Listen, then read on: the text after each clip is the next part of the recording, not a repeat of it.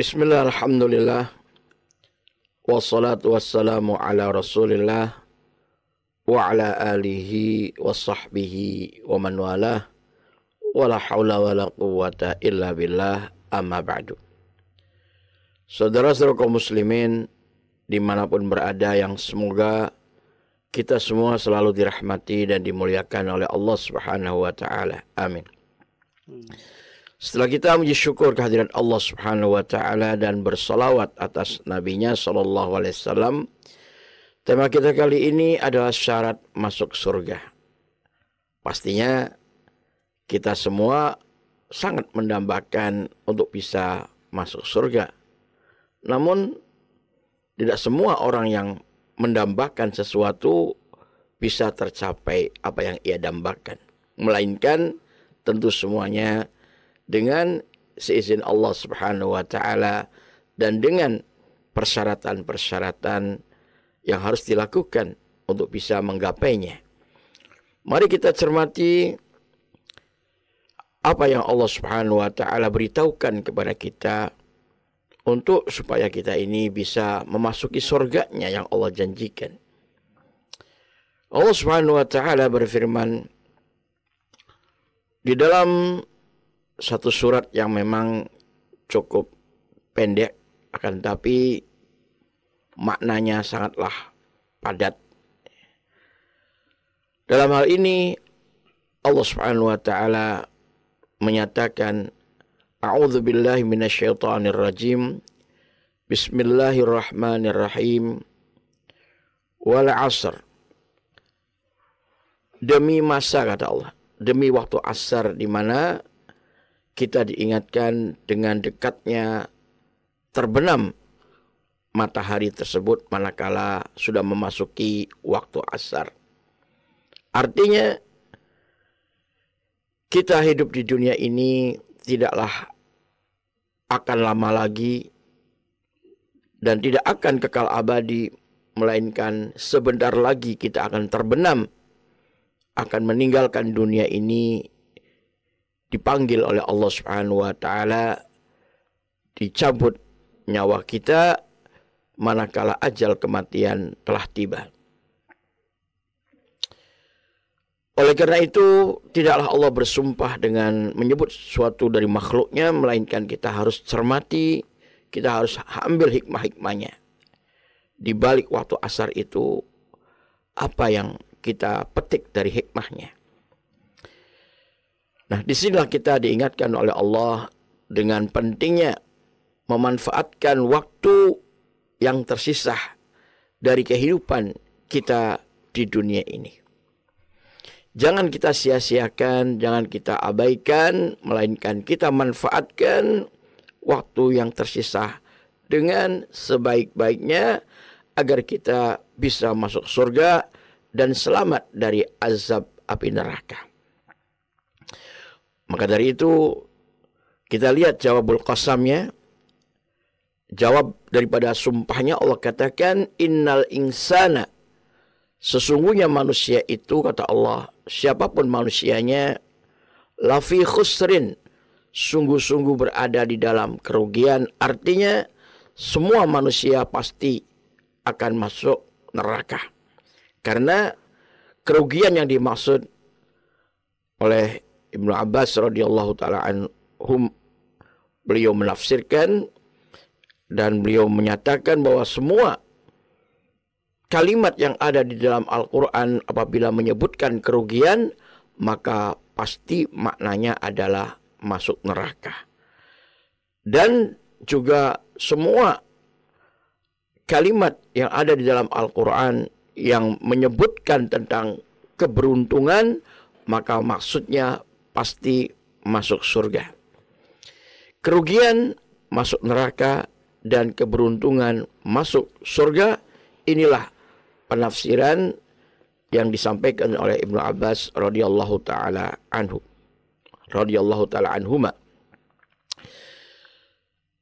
Allah Subhanahu wa ta'ala memastikan bahwa seluruh manusia siapapun sungguh berada di dalam kerugian. Artinya semuanya akan masuk neraka dengan berjalannya waktu silih bergantinya yakni kondisi selama hidup di dunia ini menjadikan seluruh umat manusia pasti merugi dan pasti masuk neraka. Namun Allah Subhanahu wa taala mengecualikan sesuatu yang dikecualikan pasti jumlahnya jauh lebih sedikit dari keumuman manusia yang ada. Illal ladzina amanu, kecuali orang-orang yang beriman di dalam hatinya dengan keimanan yang sebenarnya, dengan akidah dan keyakinan yang lurus yang sesuai dengan apa yang Allah dan Rasul-Nya maukan dan ajarkan. Akidah tauhid, mengesahkan Allah Subhanahu wa taala dan tidak berbuat kesyirikan. Dan kita tahu keimanan ini tidak mungkin tumbuh berkembang terkecuali harus disirami dan didasari dengan ilmu agama yang sumbernya dari Al-Quran dan As-Sunnah. Sehingga di ayat yang lain Allah katakan, yarfa'illahu alladhina amanu minkum walladhina utul ilma darajat. Allah akan mengangkat orang-orang yang beriman di antara kalian dan orang-orang yang berilmu dengan beberapa derajat kemuliaan yang sangat tinggi. Artinya iman dan ilmu tidak bisa dipisah-pisahkan. Tidak mungkin seseorang itu bisa beriman tanpa berilmu. Oleh karena itu, bagaimana mungkin kita meyakini, mengimani sesuatu yang padahal kita sendiri tidak tahu sesuatu itu apa. Ini yang jadi masalah. Makanya Allah Subhanahu wa taala akan mengangkat kemuliaan derajat orang yang berilman dan berilmu. Inilah yang dimaksudkan. Sehingga apabila disebutkan iman, sudah pasti di dalamnya ada ilmu.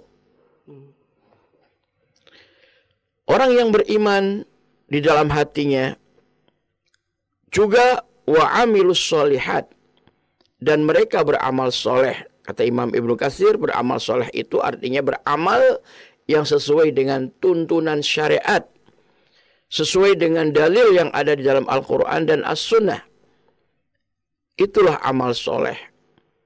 Apa yang menyimpang atau tidak sesuai dengan Quran dan As-Sunnah, maka itu bukan amal soleh walaupun dianggap baik oleh manusia. Seperti juga yang dikatakan oleh Ibnu Umar radhiyallahu taala anhuma, beliau mengatakan kullu bid'atin dhalalah wa in ra'ahan nas annaha hasanah. Semua bid'ah itu sesat walaupun dipandang baik oleh manusia. Nah, di sini yang dimaksud dengan amal soleh adalah amalan yang sesuai dengan syariat. Apa yang tidak sesuai, menyimpang, maka bukan amal soleh walaupun dianggap baik oleh manusia. Sekalian, syarat untuk masuk surga yang pertama adalah harus beriman di dalam hatinya dengan sebenar-benar keimanan yang didasari, yang disirami dengan ilmu-ilmu agama yang sumbernya dari Al-Quran dan As-Sunnah. Kemudian yang kedua syaratnya adalah beramal soleh, yaitu anggota badan kita, ucapan kita dan perbuatan kita harus sesuai dengan tuntunan syariat, sesuai dengan petunjuk Allah dan Rasul-Nya. Jangan sekali-kali menyimpang daripadanya. Dan kalau sekiranya kita melanggar atau menyimpang, segera kembali ke jalan yang benar dengan bertobat kepada Allah, memohon ampunan dari segala kesalahan dan dosa.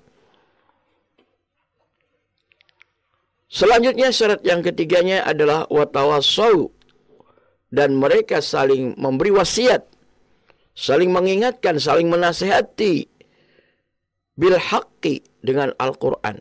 Al-haq di sini kata ahli tafsir maknanya adalah Al-Quran.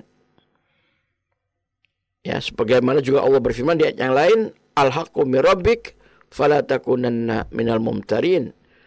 Al-Quran itu datangnya dari Tuhanmu, wahai Muhammad SAW, maka jangan kamu sekali-kali menjadi orang yang ragu-ragu terhadap kebenaran Al-Quran. Al-Quran diberi nama Al-Haq, kebenaran, karena memang di dalamnya seluruhnya mengandung kebenaran. Tidak ada kebatilan sedikit pun. Wa tawassaw bil haq. Mereka saling timbal balik, yang namanya saling itu timbal balik.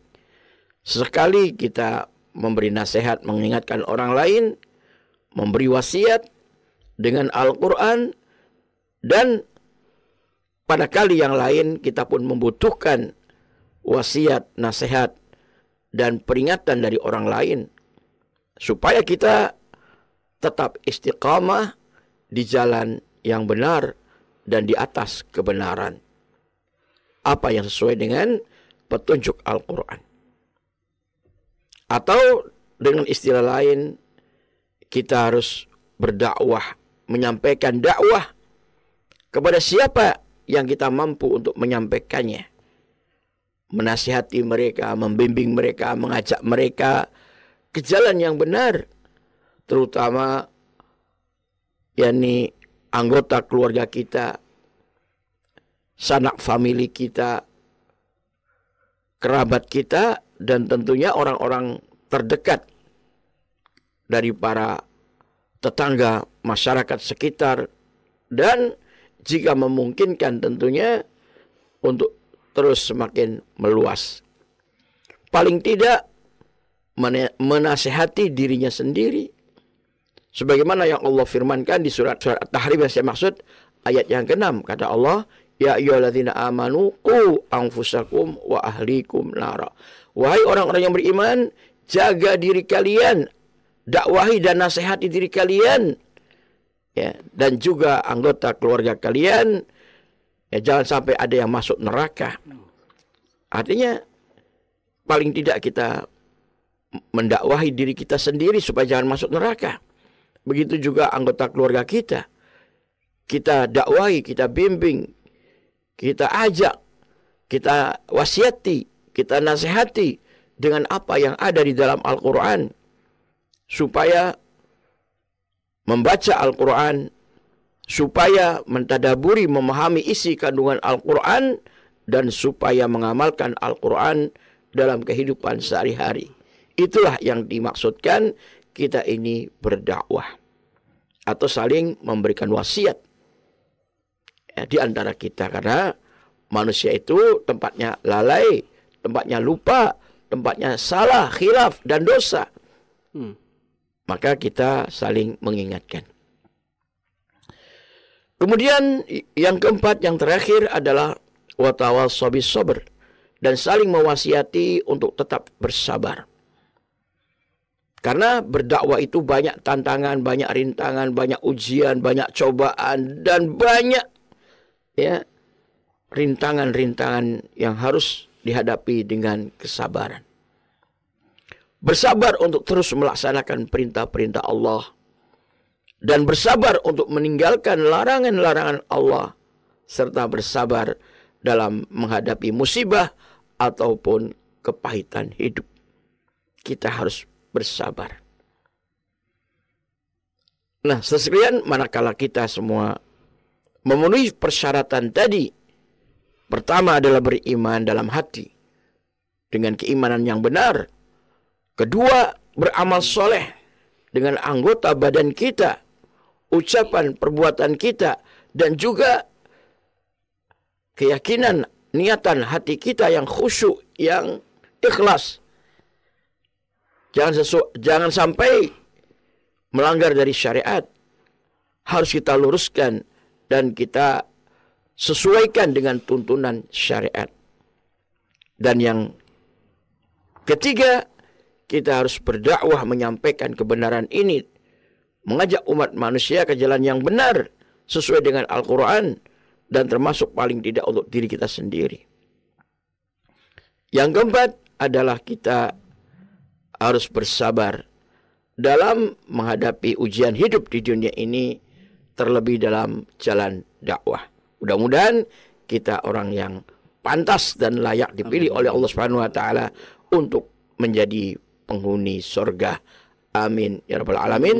Demikian wallahu taala alam wa sallallahu ala Muhammadin wa ala alihi wa sahbihi ajma'in.